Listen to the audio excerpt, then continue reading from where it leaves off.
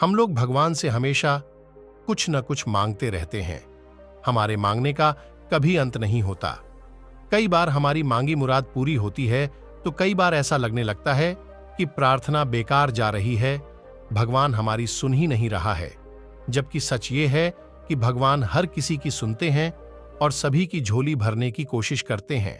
लेकिन जब झोली भरी हो या आपको भरी झोली को खाली करने का तरीका नहीं मालूम हो तो भगवान यही सोचता है कि इसे देने का भी क्या फायदा। अगर आप वस्तुओं का उपयोग समुचित प्रकार से करेंगे तो निश्चित ही आपको आपकी मांगी गई चीज मिल जाएगी। लेकिन अगर आप उपयोग करना ही नहीं जानेंगे तो वस्तु लेकर करेंगे क्या।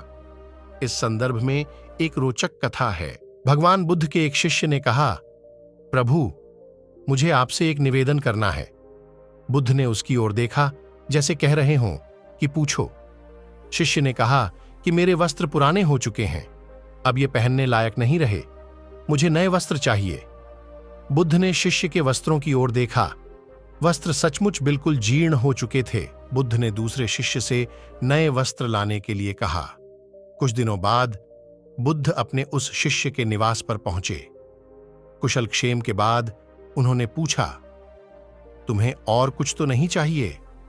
शिष्य ने कहा कि मैं इन वस्त्रों में बिल्कुल आराम से हूं, मुझे और कुछ नहीं चाहिए। अब बुद्ध और शिष्य का संवाद शुरू हुआ जो इस प्रकार था।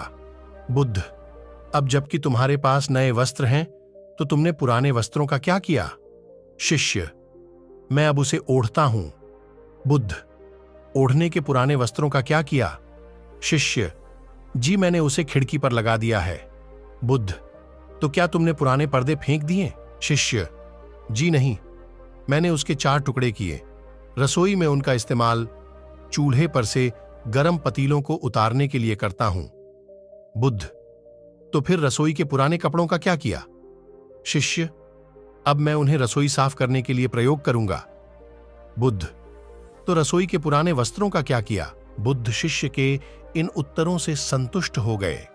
वे प्रसन्न थे कि उनका शिष्य वस्तुओं को बर्बाद नहीं करता और उसमें समझ है कि उनका उपयोग किस तरह से किया जा सकता है।